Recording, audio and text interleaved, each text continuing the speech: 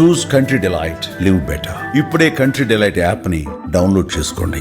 24 గంటల్లో భారత్ మీద రకరకాల ట్యాక్సులు భారం మోపుతాను అని ట్రంప్ ప్రకటించడం అందరినీ ఆశ్చర్యానికి గురి చేస్తోంది. సేమ్ టైము అందరూ కూడా విమర్శిస్తున్నారు ట్రంప్కి ఇదేం బుద్ధి అని చెప్పి.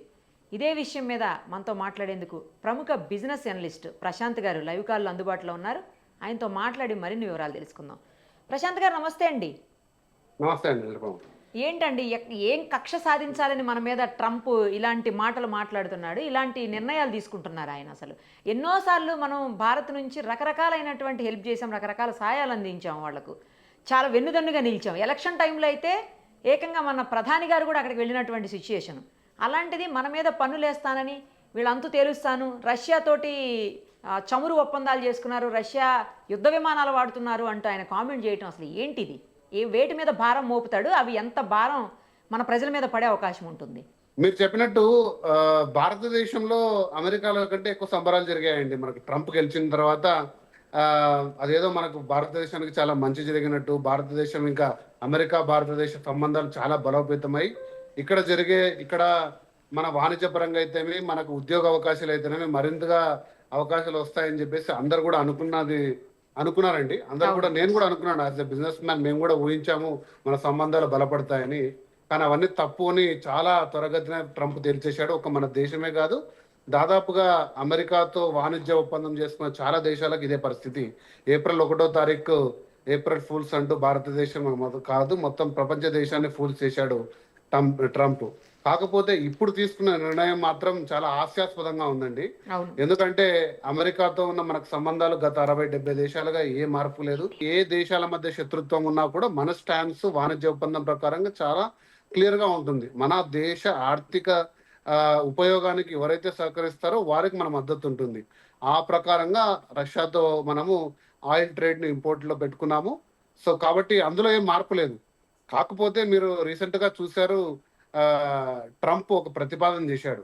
మనకు ప్రధాన 2 రంగాలండి, ఎంఎస్ఎంఈలు, తర్వాత అగ్రికల్చర్. ఈ 2 60-70% మందికి భారతదేశంలో ఉపయోగపడే 2 రంగాలలో కూడా అమెరికన్ ఎక్స్పోర్ట్స్ రావాలని చెప్పి ప్లాన్ చేశారు.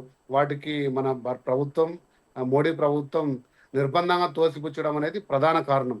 సో వారు వాణిజ్యాన్ని పెంచుకోవాలని ప్రయత్నించే 2 సెక్టార్స్ కూడా మనకు బలమైన సెక్టార్స్. వీటిలో మనం ఇంపోర్ట్స్ ని భారతదేశం సహకరించకపోవడం ఒకటి. 2, భారతదేశం యొక్క వాణిజ్య లోటును పూడ్చడం ఎలా తెలియట్లేదు ట్రంప్కి. తర్వాత ఈరోజు ప్రపంచ దేశంలో ఉన్న సాఫ్ట్వేర్ రంగంలో ఉన్న ప్రముఖ సంస్థలు ఏదైనా సరే కూడా భారతదేశ ఇంజనీర్ లేకుంటే పని జరగట్లేదు.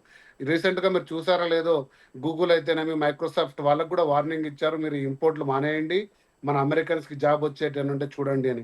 ఈ 2-3 కొంచెం ఇబ్బందికరమైన అంశాలుగా కనపడ్డాయి ట్రంప్ కి. సో ఇవన్నీ సాకులండి. ఎందుకంటే రష్యా ఈ రోజు కూడా నేను మాట్లాడుతున్న సమయానికి రష్యన్ ఫర్టిలైజర్స్ తోనే అమెరికాలో వ్యవసాయం నడుస్తుంది. అలాగే China is also biggest importer. మరి చైనాస్తో టారిఫ్ ఏం లేదు కదండి, చైనాస్తో జరిగిన టారిఫ్ వార్ లో పాజ్ లో పెట్టాడు కదండి. సో ఇవన్నీ కూడా సాకులని మాత్రం నేను చెప్పగలను. లేటెస్ట్గా ఇండియన్ జర్నలిస్ట్ అడిగినటువంటి ఒక క్వశ్చన్కి ఆయన దగ్గర ఆన్సర్ లేకుండా అయిపోయింది ట్రంప్ దగ్గర.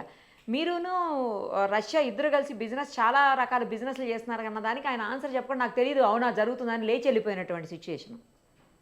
ఒక పక్క మనకు దేశంతో కూడా సరే అంటే, మన దేశము ఈరోజు రష్యా తోటి అంటే అమెరికా తోటి సరిపోని ఏ దేశాలతో కూడా మనం వాణిజ్యం చేయకూడదు అంటూ చెప్పారు. మరి అలాంటప్పుడు మనం కూడా ఆలోచించుకోవాల్సిన అవసరం వచ్చిందంటే అమెరికాతో సంబంధాలు. ఎందుకంటే ఏ దేశ రాష్ట్రపతి అయితేనా కూడా, అమెరికాకున్న ఇప్పటివరకున్న ఏ అధ్యక్షుడు కూడా పాకిస్తాన్ అంటే హెడ్ ఆఫ్ స్టేట్ కానీ ఏ వ్యక్తులతో కూడా ఆతిథ్యం ఇవ్వలేదు.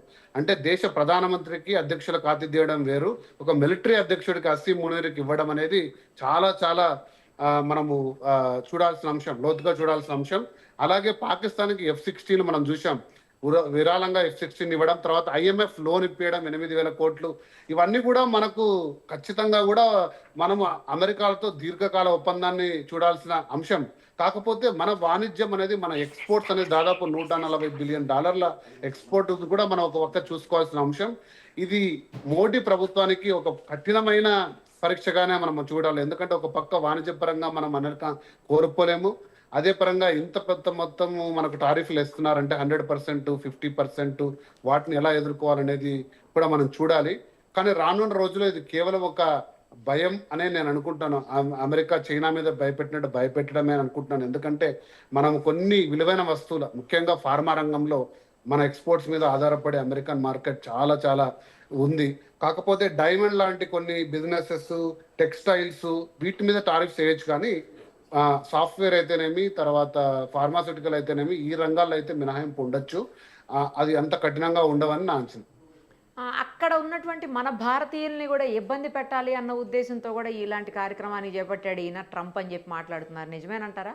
ఖచ్చితంగా అండి. ఎందుకంటే ఒక ఎమోషనల్ టర్బులెన్స్, నాకు మిత్రులు చాలా మంది ఉన్నారు అమెరికాలో వర్క్ చేస్తున్నారు. అందరికి కూడా ఒక రకమైన ఎమోషనల్ గా కూడా వాళ్ళని కూడా ఇక్కడ మనం ఒక దీర్ఘకాలికంగా మన మనుగడ ఎలా ఉండాలి, నా ఉద్యోగం ఎలా ఉండాలి. ఎందుకంటే అక్కడికి వెళ్ళిన వాళ్ళు కేవలం కొన్ని రోజులు మనము ఉద్యోగం చేసుకోవాలమని కాదు, దీర్ఘకాలికంగా పిల్లలు, వారి ఉద్యోగాలు, వారి వ్యవస్థాపం కూడా చూసుకుంటున్నారు. వాటన్నిటి కూడా ఇబ్బంది కలిగే పరిణామాలు ఇవన్నీ కూడా ఎవరిని కూడా స్టేబుల్ గా, అంటే ఒక కాన్స్టెంట్ గా లేకుండా అందరిని కూడా చంచలంగా చేస్తున్నాడు అనమాట. సో ఇది కొంచెం ఇబ్బందికరమైన పరిస్థితమే. కాకపోతే అమెరికాలో భారతీయులను కానీ వారి వైజ్ఞానిక సంపదను కానీ పక్కకు తీసే అంశం అయితే లేదండి. ఎందుకంటే వాటితో ముడిపడి చాలా రంగాలు కూడా చాలా ఏమంటారు అవిభజితంగా అయిపోయాయి, అన్డివైడెడ్ గా అయిపోయాయి.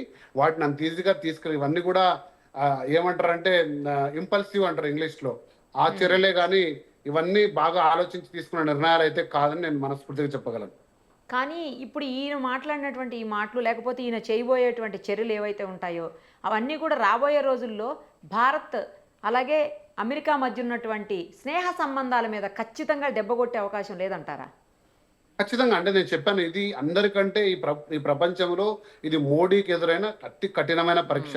ఎందుకంటే ఒక రకంగా మోడీ ట్రంప్ బ్రొమాన్స్ మనం అందరం కూడా చూసాం. 2 సంవత్సరాలుగా హౌడీ మోడీ అంటూ ఆయన వచ్చి అహ్మదాబాద్ లో అయితే జరిగినది అయితే అబ్కీ బార్ ట్రంప్ సర్కార్ అని చెప్పేసి మోడీ ప్రచారం చేయడము, ఇద్దరు కూడా గెలవడం అంటూ కూడా మనం ఒక స్నేహపూరిత వాతావరణము, మన దేశాల మధ్య బలమైన సంబంధం అనుకున్నాము.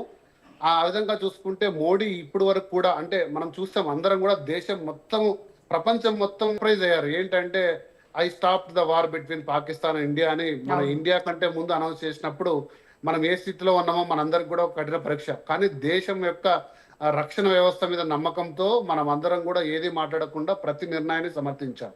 అలాంటి మోడీ పాకిస్తాన్కి IMF లోన్ ఇప్పించినా, F-16లు ఇచ్చినా, అసీం మునీర్ తీసుకున్నా కూడా ఎటువంటి కూడా మన దేశంలో ప్రతిపక్షాలు గొంతు లేపే కానీ నిర్బంధంగా ఎవరు కూడా మద్దతు ఏమంటారు విమర్శించలేదు మోడీ గారు. కానీ ఈ రోజు జరుగుతున్న ఈ చర్యలతో మోడీ గవర్నమెంట్ తీసుకునేటివి, అంటే రష్యాతో మనము ఈ ట్రేడ్ తగ్గించి ఇరాన్ వైపు వెళ్తే, ఎందుకంటే గ్లోబల్ గా ఇంబ్యాలెన్స్ అవుతుందండి.